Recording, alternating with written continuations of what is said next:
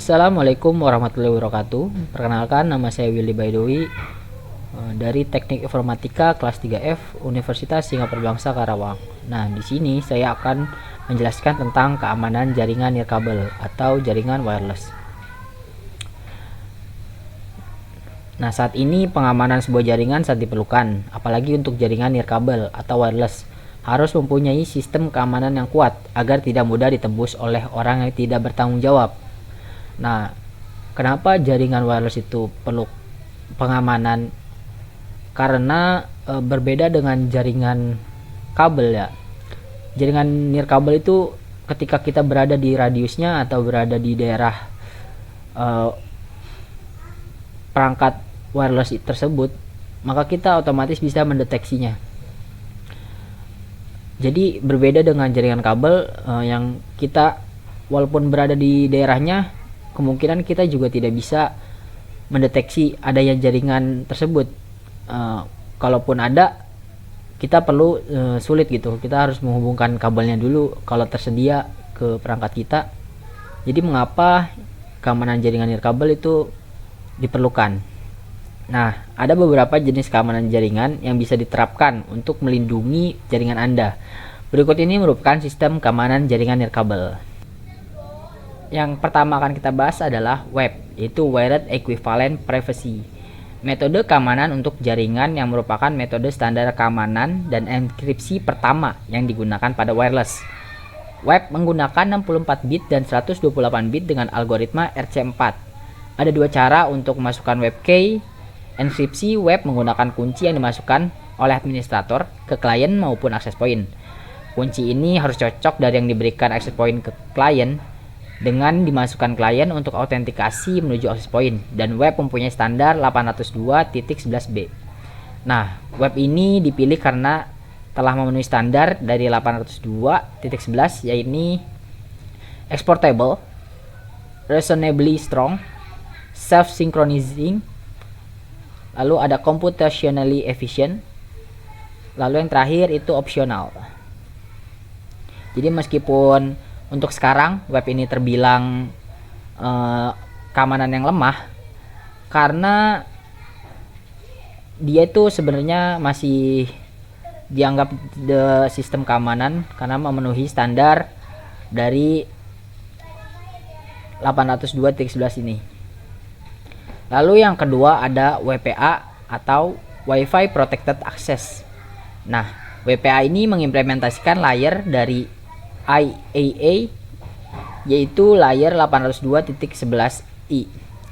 Nah, WPA menggunakan metode TKIP atau Temporal Key Integrity Protocol yang mampu berubah secara dinamis. Protokol TKIP akan mengambil kunci utama sebagai starting point yang kemudian secara reguler berubah sehingga tidak ada kunci enkripsi yang digunakan dua kali.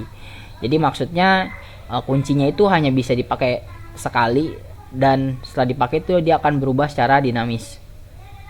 Nah, WPA didesain dan digunakan dengan alat tambahan lainnya, yaitu sebuah komputer pribadi atau PC.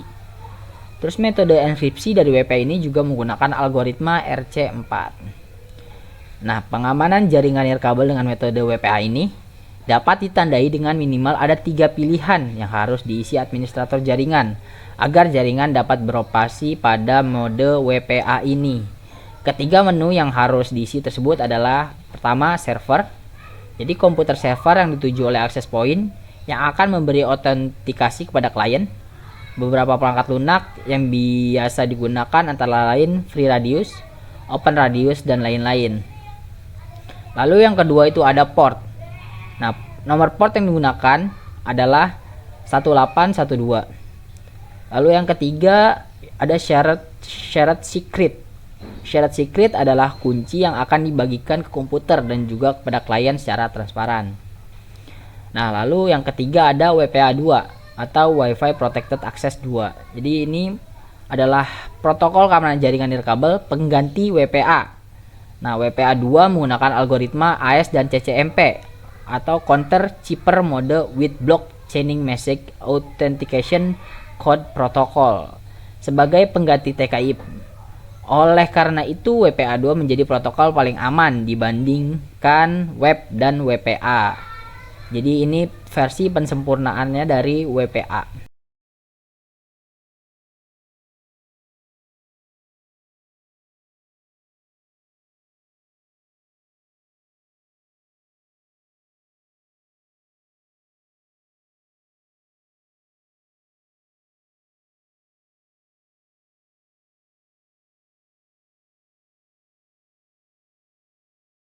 Nah, selanjutnya ada WPA 2 PSK atau Wi-Fi Protected Access 2 Preshared Key.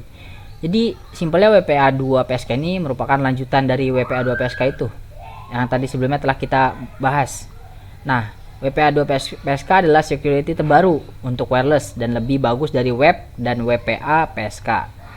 Dalam WPA 2 PSK ada dua jenis algoritma, yaitu algoritma Advanced Encryption Standard atau AES dan algoritma Temporal Key Integrity Protocol atau TKIP. Nah, TKIP banyak kelemahan bila dibanding dengan standar AES. TKIP memiliki panjang key adalah 8-63 dengan memasukkan key dengan 64 heksadesimal atau ASCII. Nah, berikutnya ada MAC filter atau MAC address filtering. Merupakan metode filtering untuk membatasi hak akses dari MAC address yang bersangkutan. Hampir setiap wireless access point maupun router difasilitasi dengan keamanan MAC filtering. Perangkat yang MAC address tidak terdaftar, maka perangkat tersebut tidak akan bisa masuk ke dalam jaringan. Jadi MAC filtering ini dia hanya mengakseskan atau mengizinkan MAC address yang terdaftar. Jadi MAC address itu simpelnya merupakan identitas dari setiap perangkat jaringan.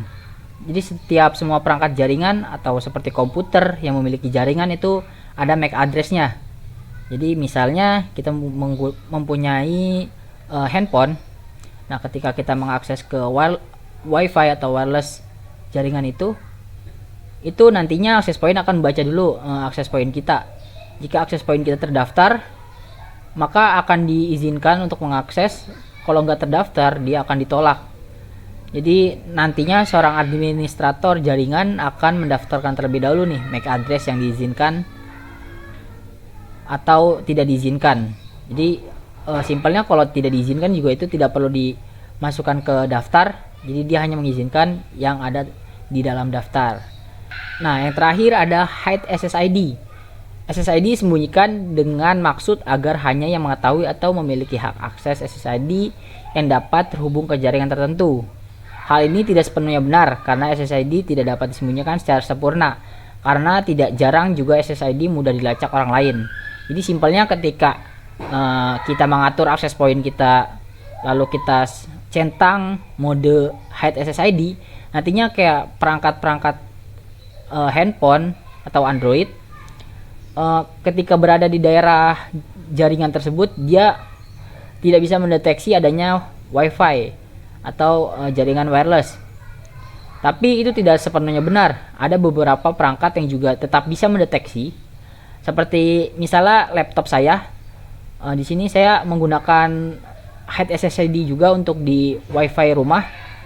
Tapi laptop saya juga dia mendetek. Tapi mendeteknya itu tidak langsung muncul nama SSID-nya secara utuh. Tetapi di laptop saya itu langsung muncul hidden network. Jadi ketika kita masuk ke hidden network itu kita otomatis disuruh masukin SSID-nya apa. Jadi kalau SSID-nya tidak sesuai dengan yang ada di access point, dia tidak bisa connect gitu. Jadi kita harus memasukkan dulu nama SSID-nya sesuai yang tertera pada access point. Lalu kita memasukkan password jika ada. Nah, kita baru bisa masuk ke jaringan wireless tersebut. Mungkin segitu aja penjelasan dari saya. Saya ucapkan terima kasih. Wassalamualaikum warahmatullahi wabarakatuh.